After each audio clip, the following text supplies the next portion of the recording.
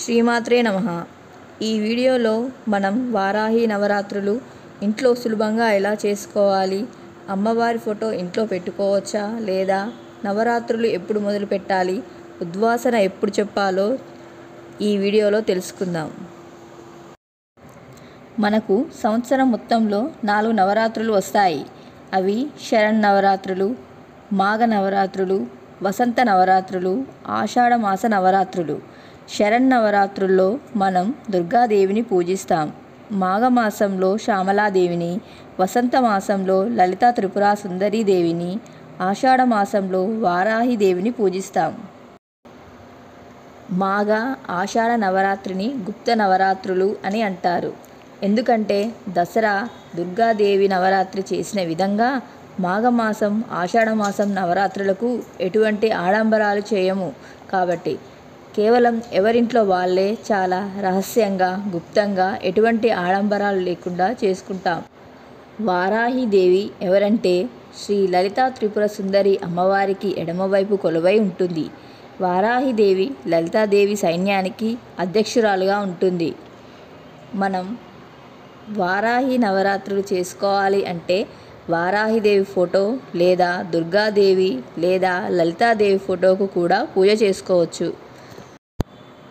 ఒకవేళ ఈ ఫోటోలో ఏ ఫోటో లేకున్నా లక్ష్మి, సరస్వతి లేదా అఖండ దీపం రూపంలో కూడా పూజించవచ్చు. మన ఇంట్లో వారాహి అమ్మ ఫోటో పెట్టుకోవాలి అంటే స్వప్న వారాహి అమ్మవారి ఫోటో ఇంట్లో పెట్టుకోవాలి. ఎందుకంటే మిగతా వారాహి అమ్మ రూపాల జోలికి అసలు వెళ్ళకూడదు. ఎందుకనగా వారాహిదేవి చాలా శక్తివంతమైన దేవత. వారాహిదేవి రూపంలో స్వప్నవారాహి గృహంలో పూజ చేసుకునేలా శాంతి స్వరూపిణిగా కొలువై ఉంటుంది. స్వప్నవారాహి అమ్మవారి ఫోటో కూడా చిన్న సైజులో పెట్టుకోవడం మంచిది. మీకు వారాహి నవరాత్రులు చేసుకోవాలని ఉంది కానీ భయంగా ఉంది అనేవాళ్ళు ఏమాత్రం భయపడకుండా చాలా సులభంగా దేవి శరన్నవరాత్రులు చేసుకునే విధంగా చేసుకోవచ్చు. పూజా విధానం మరో ఎపిసోడ్లో చూపిస్తాను. అమ్మవారిని పూజించడం వలన కలిగే ప్రయోజనాలు: పంట పొలాల్లో నష్టం రాకుండా, పంటలు మంచిగా పండాలన్నా అమ్మవారిని పూజించడం చాలా శుభప్రదం. అమ్మవారికి ఒక చేతిలో నాగలి ఉంటుంది, మరొక చేతిలో రోకలి ఉంటుంది. నాగలి భూమిని దున్ని విత్తనాలు వేయడానికి సహాయపడుతుంది. రోకలి ధాన్యాన్ని దంచడానికి ఉపయోగపడుతుంది. శత్రునాశనం: మనకు ఎవరైనా శత్రువులు ఉంటే వారిని వారాహి అమ్మ మన జోలికి రాకుండా చేస్తుంది. భూ సమస్యలు, రియల్ ఎస్టేట్, కోర్టు, మానసిక సమస్యలు, మొండి బాకీలు ఇటువంటి సమస్యల నుండి బయటపడడానికి అమ్మవారు మనకు తోడుగా ఉంటుంది. అలాగే ఎటువంటి తీవ్రమైన ఆరోగ్య సమస్యలు ఉన్నా అమ్మ పరిష్కారం చూపిస్తుంది.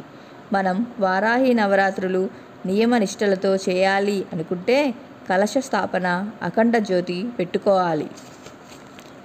ఒకవేళ కలశం పెట్టుకోవాలి అనుకునేవారు జూలై 6న పెట్టుకోవాలి. పూజ ఉదయం చేసినట్లయితే బ్రహ్మ ముహూర్తంలో కలశ స్థాపన చేయాలి. లేదా సాయంత్రం పూజ చేసినట్లయితే 6 గంటల తర్వాత కలశ స్థాపన చేసుకోవాలి.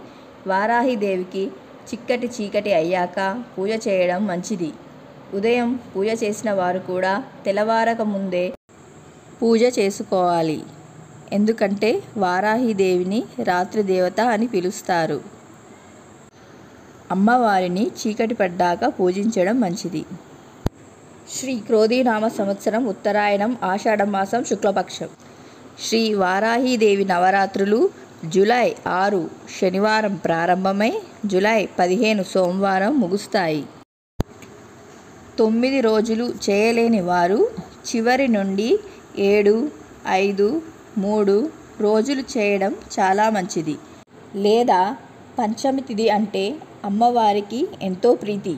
ఆ ఒక్కరోజు పూజ చేసినా ఫలితం దక్కుతుంది. నవరాత్రి పూజ రాత్రి ఆచరించినట్లయితే అమ్మవారికి ఉద్యాపన 14 జూలై ఆదివారం చెప్పుకోవాలి. నవరాత్రి పూజ ఉదయం ఆచరించినట్లయితే అమ్మవారికి ఉద్యాపన 15 జూలై సోమవారం చెప్పుకోవాలి. కలశ స్థాపన, అఖండ దీపం పెట్టి నవరాత్రి ఆచరించినట్లయితే ఉద్వాసన రోజు అమ్మవారికి చీర, గాజులు, తాంబూలం ఇవ్వాలి.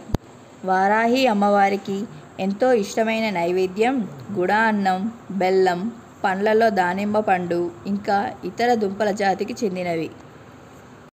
నెక్స్ట్ వీడియోలో అందరూ సులభంగా ఇంట్లో అమ్మవారి నవరాత్రి పూజ చేసుకునేలా పూజా విధానం గురించి తెలుసుకుందాం.